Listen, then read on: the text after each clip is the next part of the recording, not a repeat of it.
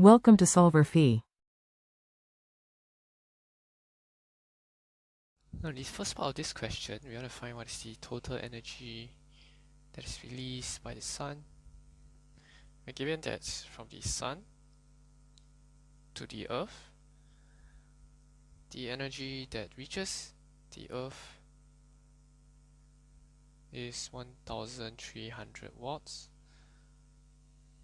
per meter square. Now, but the sun actually releases energy in a radial manner, right? Everywhere, radially, in equal amounts. So to find what is the total energy, we will have to calculate and add up the entire sphere of energy, right, that was released. So in this case, we are given that the intensity of the sun rays is as such over a distance from the sun to the earth.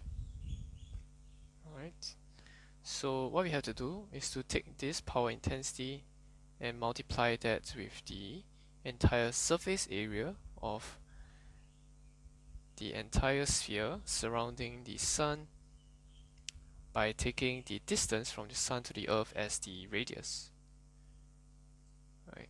Because the sun emits spherical waves of energy in all direction, and so this is the method that we're going to use to find the total energy that's released by the sun per second.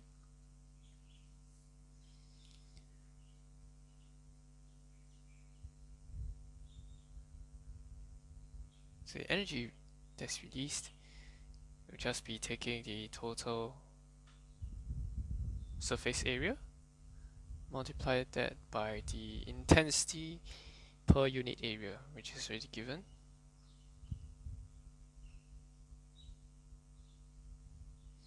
The radius of the sphere, in this case the distance from Earth to the Sun, can be looked up online.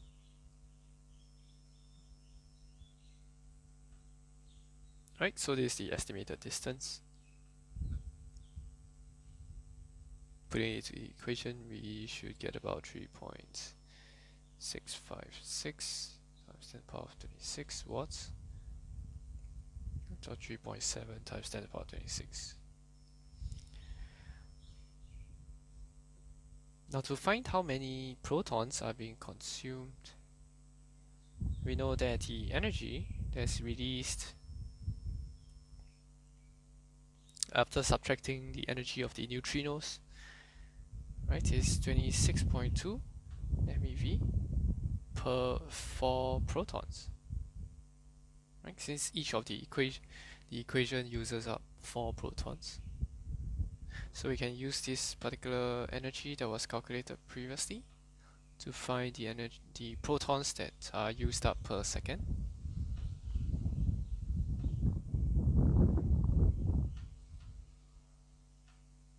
Just take the total energy, divide by the energy that's released,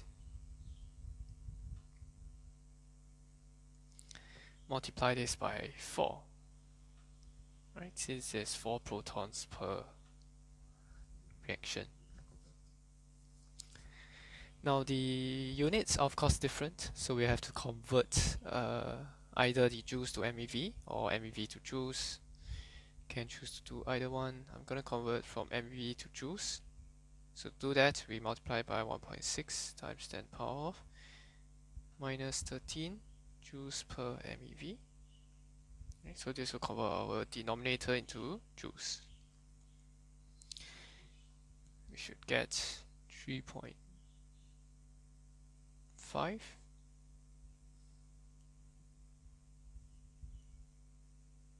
times 10 to the power of 38 protons per second. Right, so this is the amount of protons used per second. Now to estimate what is the sun's lifetime, we're going to assume that the total mass of the sun is contributed by protons, right? So total number of protons that the sun have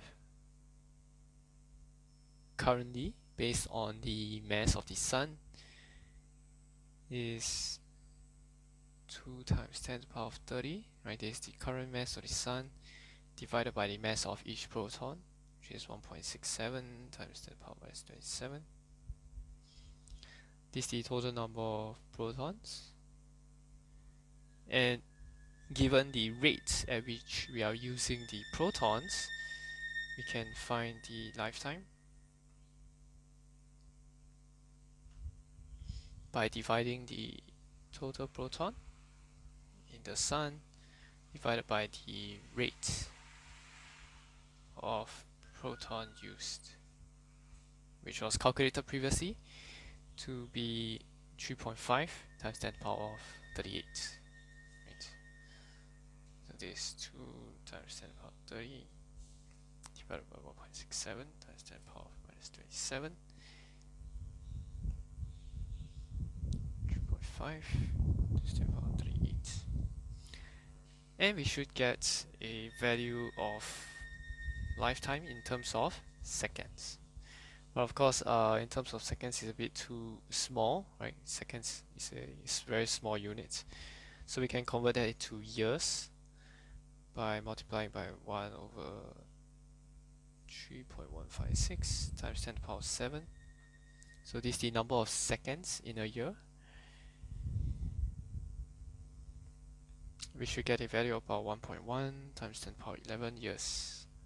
Right? So this is the lifetime of our sun. And this is how long we expect the sun to glow at the particular rate.